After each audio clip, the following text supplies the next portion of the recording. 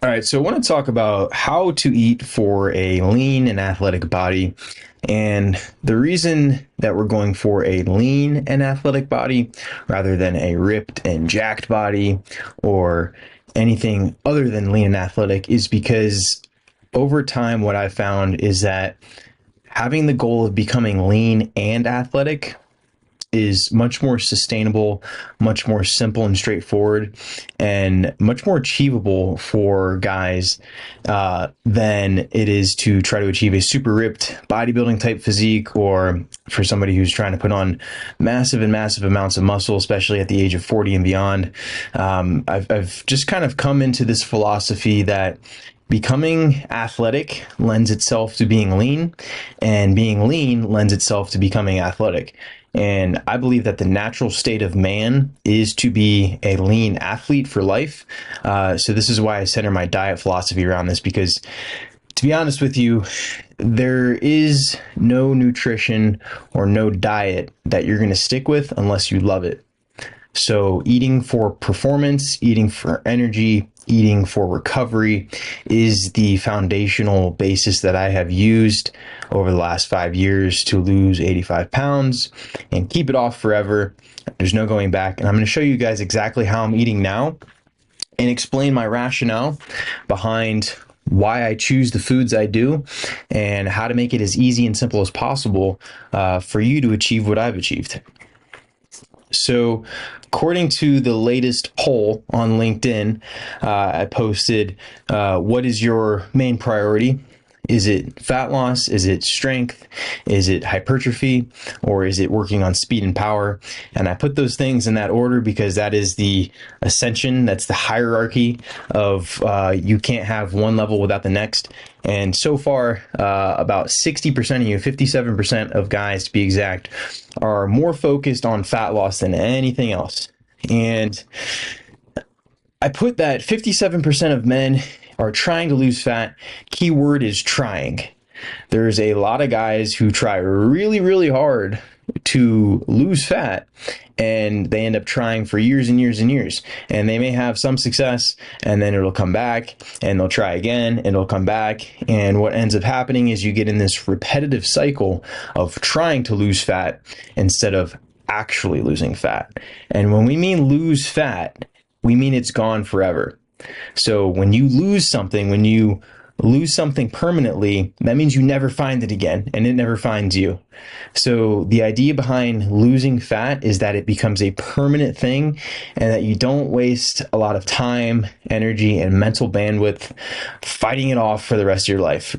The whole concept behind losing fat is that you lose it once and it stays away forever because the way in which you lost it is sustainable, effortless, and simple.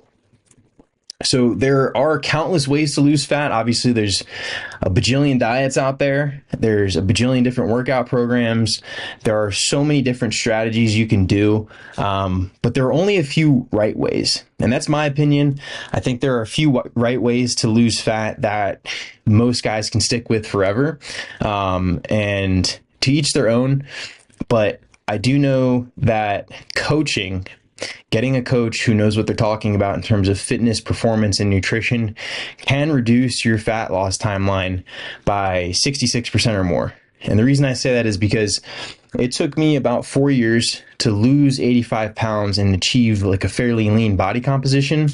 And some of the clients that I'm working with, some of the top tier guys, have lost 50 pounds in 6 months. So you do the math, but it's taking them about 1/3 to 1/4 of the amount of time to lose the same amount of body fat that I did, just because they're following my system. They understand coaching. I cut out all the bullshit and I give them playbooks that work exactly for their lifestyle.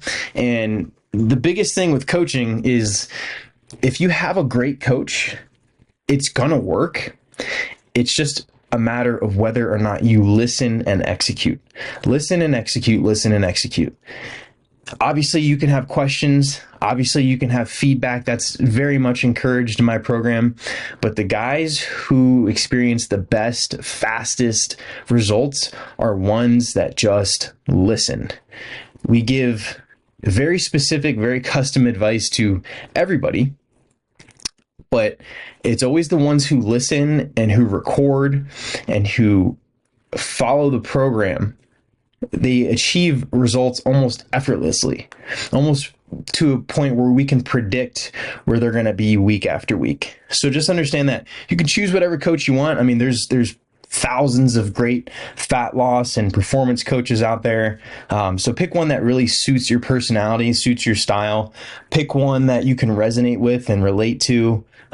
Pick one that educates you, and pick one that actually cares about you, because there are a lot of coaches out there who are going for a big money grab, and don't really have a vested interest in whether or not you succeed.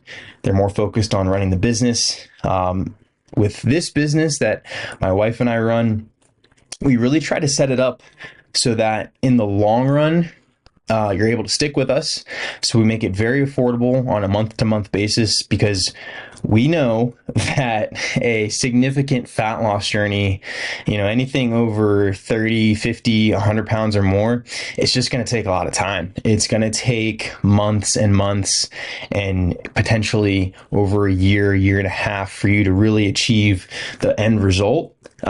So a coach that is really worth their shit is going to make it easy for you to stick with them in the long run, and they're going to provide an abundant amount of education throughout the course of the relationship. And that's really what we try to go for in our program. So I'm going to walk you through now just my daily rationale for eating. So the big question is, how do you go from this to this? Or how do you go from this to this? It's what everybody wants to know. So at my heaviest, I was about 260 pounds. I would guess somewhere around 37, 38% body fat. My leanest and lightest was about 175 and roughly around 10, 11% body fat. And I like to experiment a lot, because I know very much how my body responds to food and training. So I can manipulate things. I can go lower, I can go higher. I would say I average out. Nowadays, 4 years out, I have a pretty good amount of data. I like to sit squarely around 180 to 190. And that's usually puts me around 12 to 13.5% body fat. It's actually funny, because when I tend to train more intensely, I actually gain more weight, gain more muscle. It's just my body's way of responding to high impact training, like sprinting, jumping, Olympic lifting, things like that. But at the end of the day, the big question is, how do we go from where you're at to where you want to be?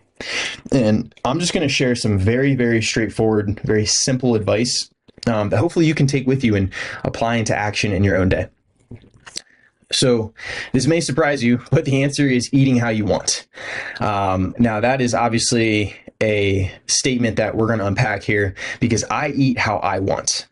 I don't eat how I don't want to eat. And because the only way you're going to actually get fit and stay fit is by doing something that you can really sustain day after day. And the only things that you can do day after day are things that you want to do. So the way that you really get to eating how you want is you kind of follow the horseshoe. So if you don't know what a horseshoe is, it's basically when you come nearly full circle on an idea or philosophy, and you finally see it more accurately once you get to the other side. So there's people who eat what they want, and what they're eating is fast food, Chick-fil-A, McDonald's, Burger King, going to Olive Garden every week. And then there's people in the middle of the bell curve who are eating how they don't want to eat. They're trying really hard to lose weight. They're trying all these diets. They're trying all this stuff. They're overworking their systems. They're chronically stressed, and they're reading all these books and all this shit. And they're not eating how they want, and they're not making sustainable progress. And then there's people on the far end of the bell curve who are both eating how they want. They're getting the results that they want, and they're enjoying their life. They're not stressed about their nutrition, because they've learned how to make it simple. They've learned how to make it enjoyable. And the way that you do this is you have to undo your current palate and preferences. So most people in the United States have what I would call hyperpalates, right? So people who are eating all this ultra processed food, and by the way, about 80% of an American's diet is from ultra processed food, and that's because about 80% of the food that is sold in stores is ultra processed food. So there's obviously a correlation there. And what this does is it desensitizes your body's ability to taste and prefer natural flavors. So people who are very used to eating like high sugar things, high salt things, are not going to find a piece of steak that has very little salt on it. They're not going to find that very tasty. They're not going to find just the flavor of raw honey to be very enjoyable. So what you need to do is you need to start introducing some of these natural, high quality whole foods back into your diet, and it's gonna reintroduce this concept to your body that it actually prefers, which is high octane fuel. So the Ferrari can't drive without gas, and the Ferrari only takes one kind of gas, and the body is a Ferrari, so you need to treat it as such. And one thing I learned over time was that low quality food makes you feel sick. It makes me feel sick. You just may not realize it because your body is so used to it. But once you start to wean yourself off of low quality food and you start spending money on top quality food, organic, natural, whole foods that are free of preservatives, very low in artificial ingredients, things like that, you're going to realize one day just how shitty that low quality fuel was making you feel and how much easier it is to do things in your day-to-day life when you are fueling your body with the premium sources of food. So this is kind of how we go through this reversal period of where we start to introduce really good tasting things that fuel your body appropriately. And it kind of brings you into this state of realization where you're like, damn, how was I fueling myself with crackers and cheese, McDonald's, and Starbucks iced coffees all the time? Because now, once you're eating healthier and you're eating better, you realize just how poorly that stuff was making you feel. So I'm going to walk you through like a typical day of eating for myself. It's pretty straightforward. Now, obviously it changes like slightly on a day-to-day basis. But I would tell you that about 4 to 5 days a week, this is basically the formula that I'm following. So in the morning, I really haven't been fasting lately. I don't really have an interest in it. I'm just training so hard and moving around so much that I just need fuel right when I wake up. So I'm pretty hungry when I wake up. Coffee, beef, eggs, and some kind of carb, and it's usually sourdough bread with butter or oatmeal. And the reason I do that is because it's what I crave. And then on the next page, I'm going to just kind of walk you through like the rationale for breakfast. Usually I will have a smoothie post training session. So right now I'm training about lunchtime or so.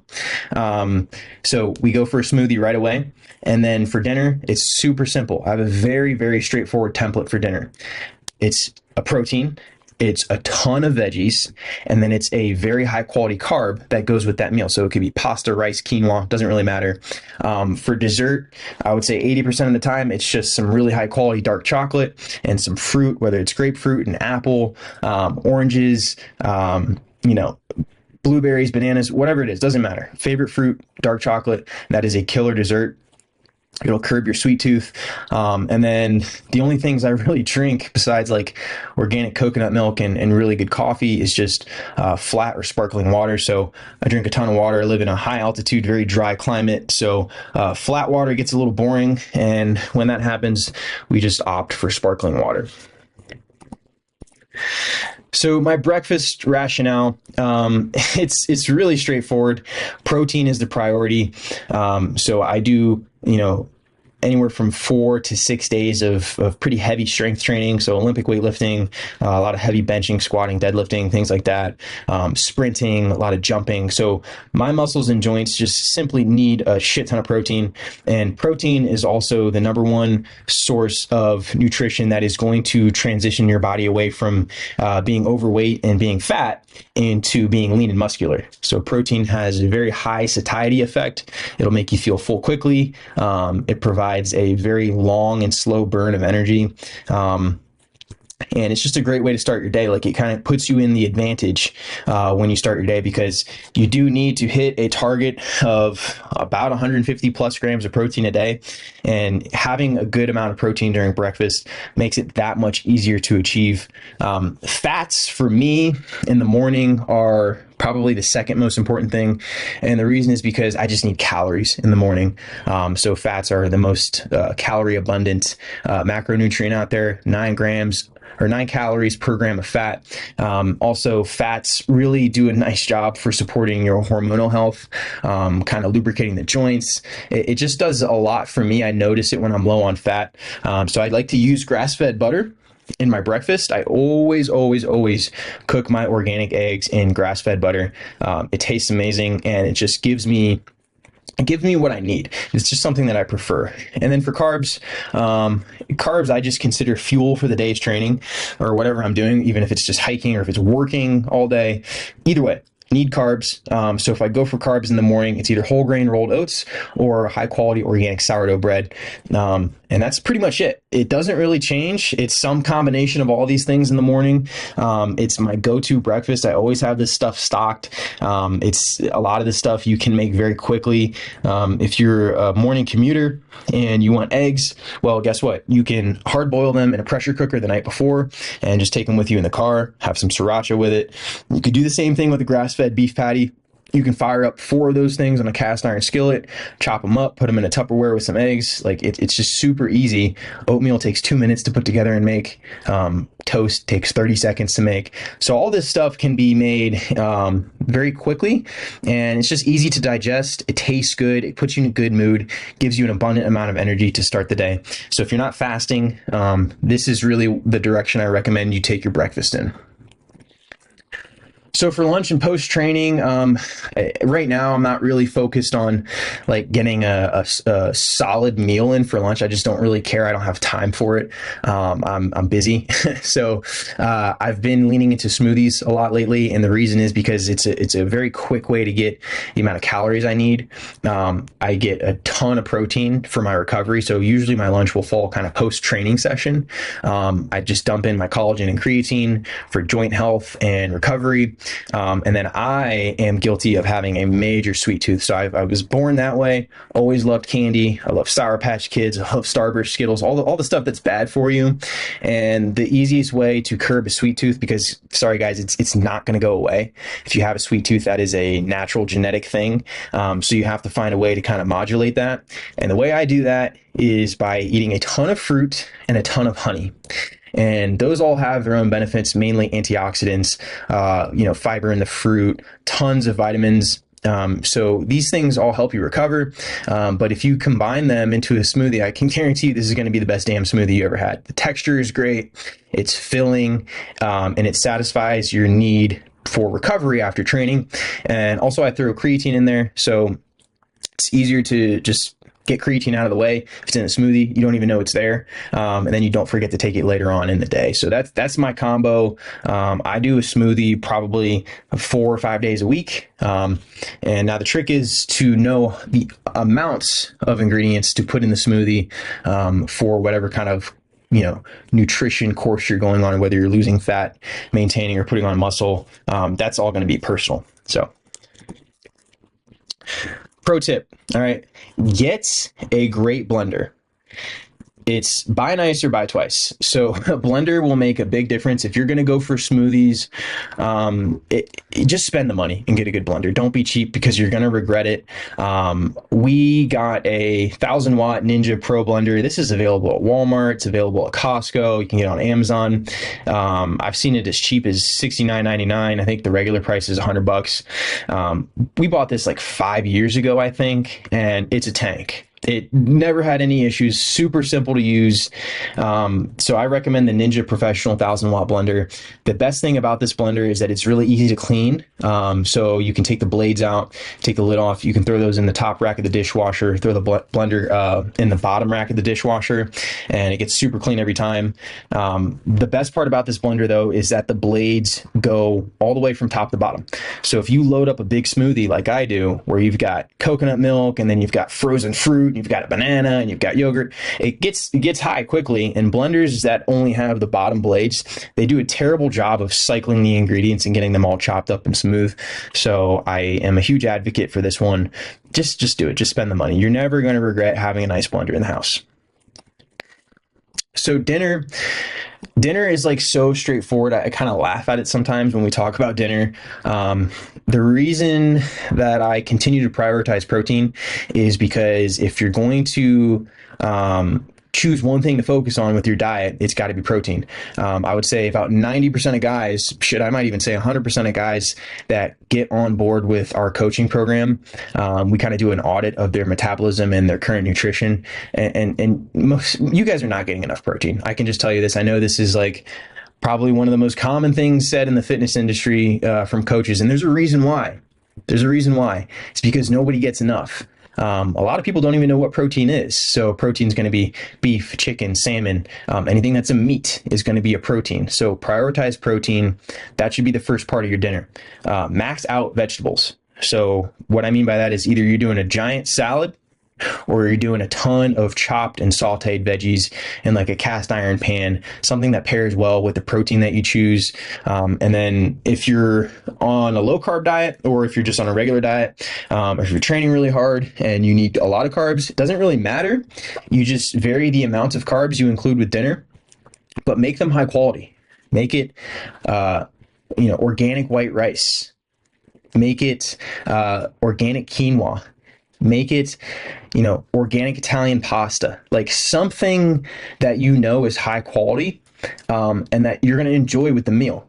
And then the last trick is to make it a flavor bomb. So dinner in our house, we'll always start with grass-fed butter and a ton of garlic. So in the pan, that is really the trick to making a lot of flavor in the meal. And I can tell you pretty much everything I mentioned, meat and vegetable wise, is really going to pair well with garlic and olive oil or grass-fed butter. So those are my tips for dinner. It's almost the same template every single night.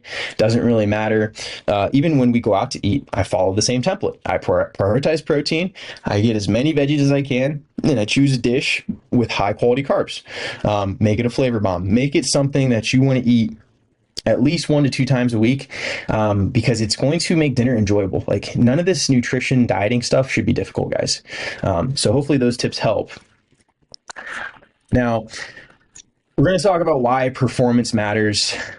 And this is a concept that I try to drive home to people a lot, because most people don't consider themselves like athletes. Most people really stop playing sports after college or high school. And it's not a coincidence that your body starts to decline after that, right? So sports and athleticism and activity and movement keeps you healthy, and it's a cyclical thing, right? So it's a vicious cycle. When you stop being athletic, your body starts to decline, and nutrition really dictates everything. So like I said, the Ferrari can't go without gas in the tank. You're not going to have the ability to move and feel better until you start feeding yourself high quality nutrition. So it dictates everything. It dictates how your joints feel, how well you recover, how well you sleep, how much energy you have, how well you respond to your training, how your genes are expressed. So the philosophy here is eat to move and move to eat. So I think everybody loves food. I've yet to meet a single person who doesn't love eating food, especially in the United States. It's just a part of our culture. It's a part of our DNA. It's a part of our heritage. So it's wrong, in my opinion, for coaches to steer people in the direction of low-calorie diets and restrictive eating, because it ain't going to stick. Like, I'm here to teach you guys how to do this shit for life. So I want you to be able to take this, and 5, 10, 15, 20, 30 years from now, you're still doing the same thing and you're still performing well. So your ability to have the energy to wake up and walk 5, 10, 15K steps a day, that's dictated by food. Your ability to fall asleep at night is dictated by food. How well your joints recover and heal is dictated by food. It's all connected, but it all starts with food. And I would not be able to do any of the stuff I do now if I didn't change my diet. I wouldn't be able to sprint, jump, lift, run, hike, climb. All the stuff I do now, I attribute that to an extremely high quality diet that I enjoy eating, that fuels my body for performance. And if you take a look at your diet through the performance lens, it starts to become very abundant and very clear what you should be eating and why, because it teaches you to spend your caloric currency wisely. You don't have room for a ton of bullshit in your diet. That doesn't mean you can't enjoy everything you eat. So it's this really fine balance between finding foods that fuel you, which you love, and finding foods that you can eat forever. Last major tip I think here is to walk your ass off. So it's really straightforward advice, but there's a couple things I want to talk about why walking is really the holy grail here for fat loss. And I do say this sometimes: if you don't have time to train, at least find time to walk. I'd rather you walk than train 100 times out of 100. Walking accelerates your metabolism. It utilizes fat and prefers to burn fat. So walking uses very little glycogen, very little carbohydrate sources compared to fat. It's a low intensity activity. It stimulates the stomach and your intestines, so it actually will, start to improve gut motility and your ability to digest food after meals. So that's why walking after your lunch or after dinner is a great way to kind of reset the body. It regulates blood sugar. So I know a lot of you guys struggle with prediabetes, diabetes. Walking will regulate blood sugar. It'll bring your blood sugar down. It'll improve your insulin resistance, and it will just help contribute to the overall fat loss journey. Everything's connected, and walking is a major portion of this ability to lose fat. It'll lower your blood pressure, which will make your cardiovascular system function more efficiently. It'll reduce your risk of heart disease, all kinds of stuff. It elevates your mood. So if you go out for a walk in some decent weather with some sunshine or not, you're going to have a better mood, which is going to keep you energized, keep you motivated, keep you happy. Happy athletes are good athletes. Happy people move a lot. So it's kind of a hand-in-hand thing. The more you walk, the better it's going to be. And I did the math on this. So the average client that I get is usually between, I want to say age 40 and 53.